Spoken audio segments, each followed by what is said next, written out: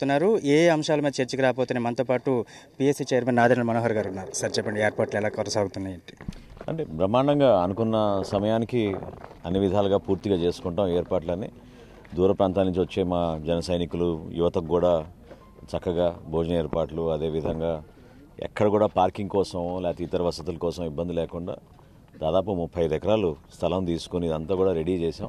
అద్భుతమైన మీటింగ్ జరుగుతుంది, ఎవరికి అసౌకర్యం కలగదు. అట్ ద సేమ్ టైం బహుశా ఎల్లుండి ఉదయానికల్లా కార్యక్రమం మొదలయ్యే విధంగా రేపు సాయంత్రమే మేము పూర్తిగా రిహర్సల్ చేసుకుని అన్నీ రెడీ అవుతాయి. అనేక జిల్లాల నుంచి కళాకారులు, కళా బృందాలు వీళ్ళందరినీ కూడా ఆహ్వానించాం.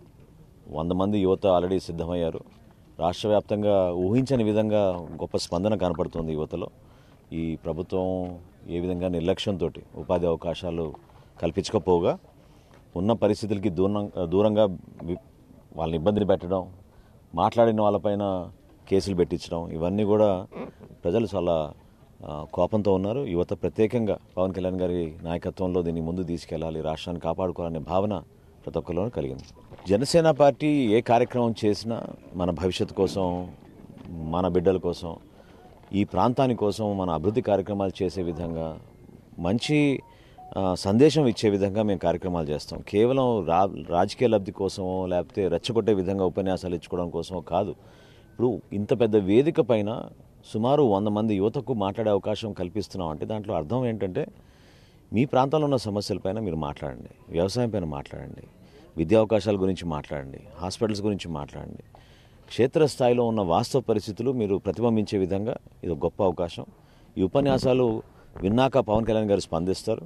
రాబోయే రోజుల్లో జనసేన పార్టీ ఎటువంటి కార్యాచరణ మేము తీసుకురాబోతున్నాం, పాలసీ విధానాలు ఏ విధంగా ఉండబోతున్నాయి, వీటిపైన చాలా స్పష్టంగా అందరికీ అర్థమయ్యే విధంగా రాష్ట్ర ప్రజలకి ఒక చక్కటి మెసేజ్ ఇచ్చే విధంగా జనసేన పార్టీ సభలు ఉంటాయి. ఇతర రాజకీయ పార్టీ చేసే సభల గురించి నేను ప్రత్యేకంగా ప్రస్తావించను, కానీ మా విధానం ఇది. ప్రతి ఒక్కరిని గౌరవించుకుంటాం, చక్కటి ఏర్పాట్లు చేస్తాం. ఎటువంటి పరిస్థితుల్లో కూడా ఎవరికి ఎటువంటి ఇబ్బందులు కలగకుండా, ఆటంకాలు లేకుండా ఒక బ్రహ్మాండమైన సభను ఏర్పాటు చేయాల్సిన బాధ్యత మా పైన ఉంది. కాబట్టి సమిష్టిగా నాయకత్వం అంతా రాష్ట్ర వ్యాప్తంగా నాయకులందరూ ఇక్కడికి వచ్చారు. ఎవరి కార్యక్రమాలు వాళ్ళకి అప్పచెప్పాం, వాళ్ళు జాగ్రత్తగా చూసుకుంటున్నారు. సుమారు 13 కమిటీలు వేశారండి ఈ సభ కోసం. ప్రతి ఒక్కరికి ఒక్కొక్క బాధ్యత అప్పడం జరిగింది. సహజంగా ఇంత భారీ సభ జరుగుతున్నప్పుడు ఎవరికైనా ఆ విధంగా బాధ్యతలు అప్పచెప్తాం. పోలీస్ పర్మిషన్ దగ్గర నుంచి మొదలు పెట్టుకుని చివరికి వచ్చిన ప్రతి జన సైనికుడు క్షేమంగా ఇంటికి వెళ్ళే వరకు వాలంటీర్ వ్యవస్థ, కమ్యూనికేషన్ వ్యవస్థ, ఇక్కడ చేయాల్సిన కేటరింగ్ ఏర్పాట్లు అన్నీ కూడా క్షుణ్ణంగా పరిశీలించుకుని అన్నీ కూడా జాగ్రత్తగా ప్రతి ఒక్కళ్ళు గర్వపడే విధంగా చేస్తాం ఈ సభని.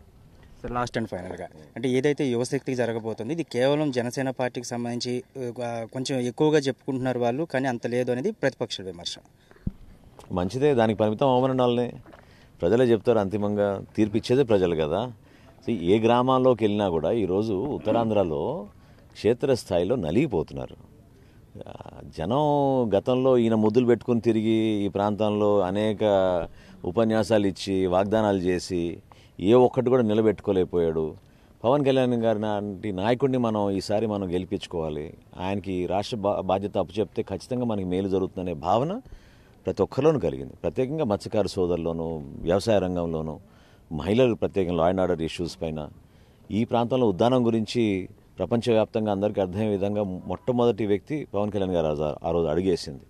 మరి 8 సంవత్సరాలు పూర్తవుతున్నాయి, ఈ రోజుకి కూడా అక్కడ హాస్పిటల్ పూర్తి కాలేదు.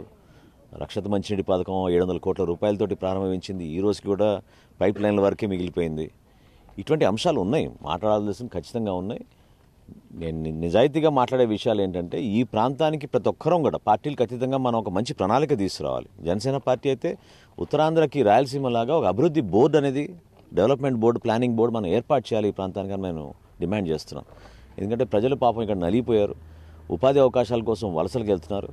ఇంకా ఆశ్చర్యం ఏంటంటే ఇన్ని రోజులు ఉపాధి కోసమే అనుకునేవాళ్ళం, ఇప్పుడు చదువుల కోసం, కోచింగ్ సెంటర్ల కోసం కూడా వలసలకు వెళ్ళాల్సిన దుస్థితి ఈ ప్రభుత్వాలు ఇన్ని సంవత్సరాలను తీసుకొచ్చినాయి.